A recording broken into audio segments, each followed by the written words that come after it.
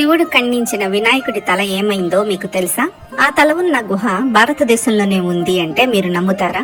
ఆ ప్రదేశం చాలా ప్రమాదభరితమైనది. తిరిగి వస్తారు అనే నమ్మకం చాలా తక్కువ. అయినా సరే భక్తులు ప్రతి సంవత్సరం అక్కడికి వెళ్తారు. ఆ పుణ్యస్థలం ఎక్కడ ఉంది అంటే మన అందరికీ తెలిసిన ఒక ఘట్టం. పార్వతీదేవి కొడుకుని కాపలా పెట్టింది. శివుడు తన కుమారుడని తెలియక తల ఖండించాడు. తర్వాత గజముఖం అమర్చాడు. కానీ పార్వతీదేవి విలపిస్తూనే ఉంది. అప్పుడు శివుడు ఒక వరం ఇచ్చాడు. లోకానికి గజముఖుడిగా కనిపించినా నీకు మాత్రం నీ కుమారుడు పూర్వ రూపంలోనే కనిపిస్తాడు అని. ఇక్కడితో కథ పూర్తవుతుంది. కానీ తర్వాత ఖండించిన వినాయకుని తల పడిన ఈ గుహకు శివుడు వచ్చి ఆ తలను మహిమాన్వితం కావించి పుత్రవాత్సల్యంతో కొంతకాలం ఆ గుహలో ఉన్నాడట. ఈ గుహలో ఇప్పటికీ ఆది గణేష్ రూపంలో ఒక రాతి నిర్మాణం ఉంటుంది.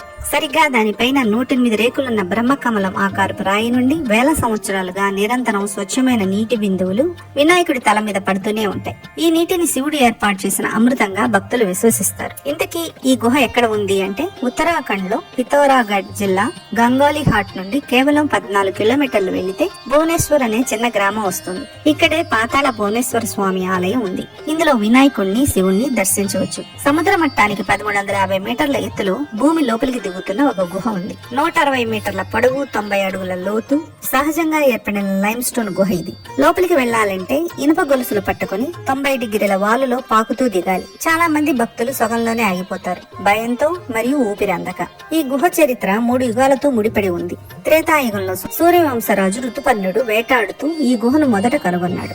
ఆదిశేషుని సహాయంతో లోపల 33 కోట్ల దేవతను దర్శించుకున్నాడని స్థల పురాణం చెబుతుంది. ద్వాపర యుగంలో పాండవులు మహాప్రస్థానానికి వెళ్లే ముందు ఇక్కడికి వచ్చారు. శివారాధన చేసి ఈ గుహల గుండానే కైలాసానికి వెళ్లారని అంటారు. కలియుగంలో క్రీస్తు శకం 1191లో ఆది శంకరాచార్యులు రాగిరేకుతో శివలింగాన్ని పునః ప్రతిష్ఠించి ఈ గుహను మళ్లీ వెలుగులోకి తెచ్చారు. స్కాంద పురాణంలో మానసఖండ్లో ఈ గుహ గురించి వర్ణించబడి ఉంది. ఇక్కడ నుండి నేరుగా కైలాసానికి భూగర్భ మార్గాలు ఉన్నాయని స్థల పురాణం చెబుతుంది. శివుడు ఈ గుహల గుండానే కైలాసానికి వెళ్లాడని పురాణ ప్రతీతి. కానీ ఆ మార్గాల్లోకి వెళ్లడానికి భారత పురావస్తు శాఖ ఎవరిని అనుమతించదు.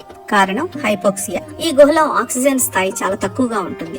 వానాకాలంలో భూగర్భ వాయువులు పెరిగి ఆక్సిజన్ మరింత తగ్గిపోతుంది. లోపలికి వెళ్లిన కొద్దీ ఊపిరాడక ప్రాణాలు పోతాయి. అందుకే వర్షాకాలంలో గుహను పూర్తిగా మూసివేస్తారు. పాతాళ భువనేశ్వర్ కేవలం ఒక గుహ కాదు, యుగ యుగాల విశ్వాసానికి సజీవ సాక్ష్యం. ఈ వీడియో మీకు నచ్చినట్లయితే లైక్ చేసి అందరికీ షేర్ చేయండి.